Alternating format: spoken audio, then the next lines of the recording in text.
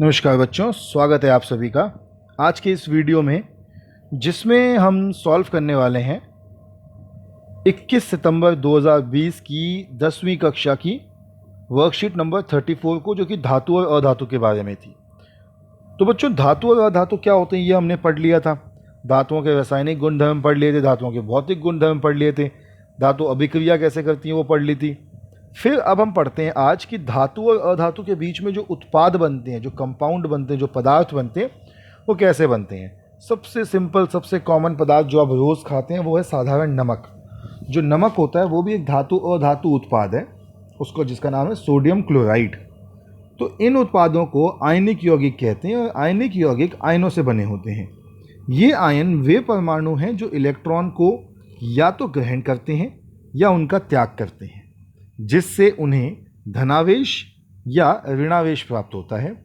धातु अपनी प्रवृत्ति के अनुसार इलेक्ट्रॉनों का त्याग करते हैं और धनायन बनते हैं और उन पर धन आवेश होता है, जबकि अधातु इलेक्ट्रॉनों का ग्रहण करते हैं और ऋणायन बनाते हैं, उन पर ऋणावेश होता है। दूसरे शब्दों में कहें तो आयनिक यौगिक वे यौगिक होते हैं जिन्हें आयनिक आबंधों द्वारा एक साथ रखा जाता है। तत्व अपने निकटतम उत्कृष्ट गैस विन्यास को प्राप्त करने के लिए इलेक्ट्रॉनों को ग्रहण करते हैं या त्यागते हैं। अष्टक के पूरा होने के लिए आयनों का निर्माण उन्हें स्थिरता प्रदान करने में सहायता करता है। धातुओं और अधातुओं के बीच अभिक्रिया में धातु आमतौर पर अपने अष्टक को पूरा करने के लिए इलेक्ट्रॉनों का त्याग करते हैं, जबकि अधातुएं अपने अष्टक को पूरा करने के लिए इलेक्ट्रॉनों को ग्रहण करती हैं। धातु और अधातु आमतौर पर आयनिक यौगिक बनाने के लिए अभिक्रिया करते हैं। तो बच्चों, मैं आपको बताऊं कि आयनिक यौगिक ऐसे यौगिक हैं जो आयनों के बने होते हैं।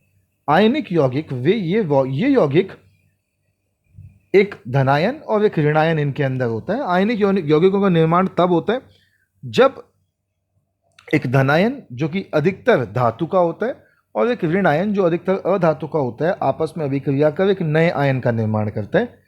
एक परमाणु से दूसरे परमाणु में इलेक्ट्रॉनों के स्थानांतरण द्वारा निर्मित रासायनिक आबंध से आयनिक आबंध के नाम से इसको जाना जाता है, और इन यौगिकों में आयन होते हैं। तो चलिए अब देखते हैं कि हमारा आज का पहला आयनिक आबंध कौन सा है। पहला आयनिक आबंध जो हमारा है वो है सोडियम क्लोराइड NaCl। Na के पास होते हैं 11 इलेक्ट्रॉन और बाह्यतम कोश में एक जो लाल वाला इलेक्ट्रॉन है ये एक्स्ट्रा है। ये लाल इलेक्ट्रॉन यहाँ से निकल कर चला जाता है क्लोरीन के पास। अब ये क्लोरीन के पास क्यों जा पाता है? क्योंकि क्लोरीन के बाह्यतम कोश में होते हैं 7। अगर सोडियम अपने बाह्यतम कोश से, एक्सटर्नल सेल से, अपने इलेक्ट्रॉन्स को छोड़ दे, एक को छोड़ दे, तो वो शून्य हो जाएगा, और फिर उसका जो बाह्यतम कोश बन जाएगा वो बन जाएगा दूसरा वाला, जिसमें 8 इलेक्ट्रॉन है। इसको आप काउंट कर सकते हैं, गिन सकते हैं। और क्लोरीन अगर एक इलेक्ट्रॉन ले ले तो भी उसके आउटर मोस्ट शेल में, उसके बाह्यतम कोश में 8 हो जाएंगे। तो यहाँ पर हमारे को जो Na+ और Cl- दिख रहा है, इन दोनों के सबसे बाहर इलेक्ट्रॉन गिनिए, 2, और ये 2 4, और यहाँ के 2 6, और यहाँ के 2 8। अंदर वाले और बाहर वाले में कंफ्यूज मत हो ना, अंदर वाले को हम नहीं गिनते, सिर्फ बाहर वाले को गिनते हैं। क्लोरीन का गिनोगे तो 2 4 6 और 8। तो ये हो गया उत्कृष्ट इलेक्ट्रॉनिक गैस विन्यास, उन्होंने ग्रहण कर लिया। अगला इन्होंने ऐसे ही बिल्कुल MgCl2 बनाया। अब MgCl2 में 2 Cl क्यों आए? क्योंकि Mg छोड़ता है 2 इलेक्ट्रॉन, लेकिन अगर हम ध्यान से देखें तो क्लोरीन को तो 2 इलेक्ट्रॉन की आवश्यकता है ही नहीं। क्लोरीन को तो सिर्फ 1 इलेक्ट्रॉन चाहिए। Mg ने 2 इलेक्ट्रॉन छोड़े, लेकिन क्लोरीन को सिर्फ 1 ही इलेक्ट्रॉन चाहिए। तो क्लोरीन उस 1 इलेक्ट्रॉन को लेता है, इसीलिए 2 इलेक्ट्रॉनों को लेने के लिए 2 क्लोरीन की आवश्यकता होती है। एक मैग्नीशियम 2 क्लोरीन के साथ अभिक्रिया करता है और 2 क्लोरीन से बनाता है MgCl2। यहाँ पे इनका फॉर्मूला नहीं लिखा, मैं आपको फॉर्मूला लिख के बता दूं कि Na+ जब जुड़ता है Cl- के साथ तो हमको मिलता है NaCl। बिल्कुल ऐसे ही यहाँ पे जब Mg2+, अब 2+ इसलिए क्योंकि ये 2 इलेक्ट्रॉन छोड़ता है, जब जुड़ता है Cl- के साथ तो हमको मिलता है MgCl2।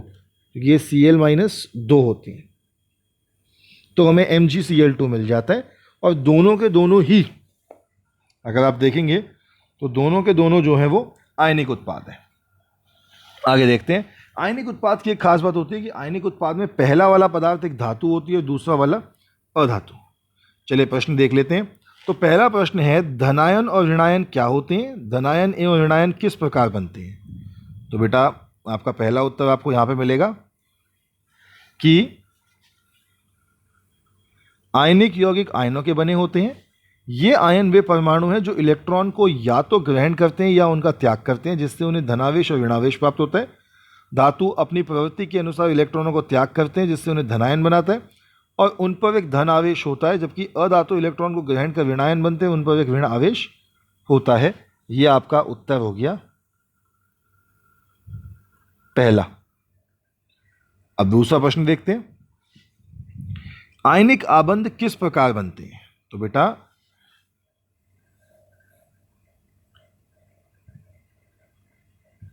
आयनिक आबंध अगर आप पढ़ेंगे तो ये लिख सकते हैं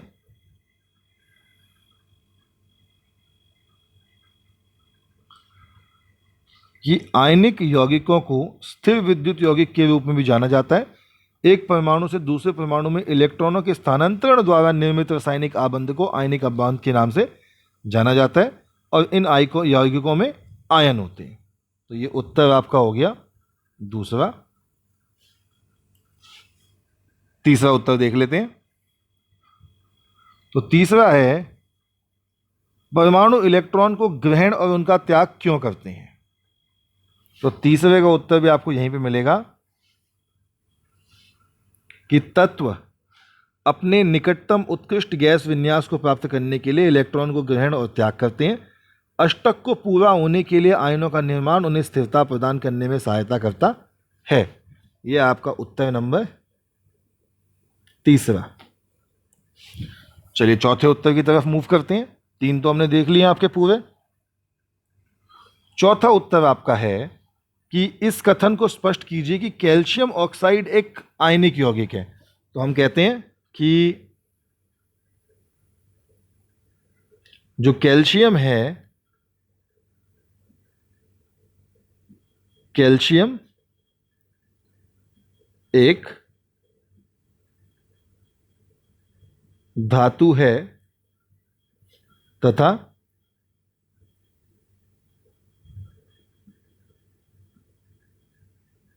ऑक्सीजन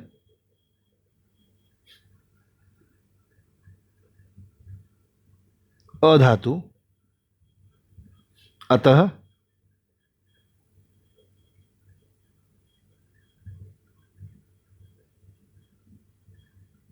कैल्शियम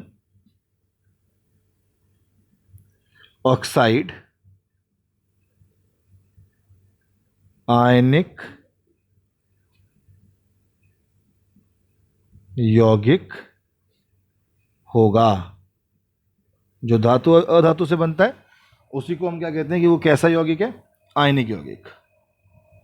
चलिए पांचवा उत्तर भी देख लेते हैं। तो पांचवा उत्तर है आपका कि इलेक्ट्रॉन स्थानांतरण द्वारा सोडियम क्लोराइड के निर्माण की व्याख्या कीजिए। तो बेटा इसी शीट को अगर मैं ध्यान से देखूं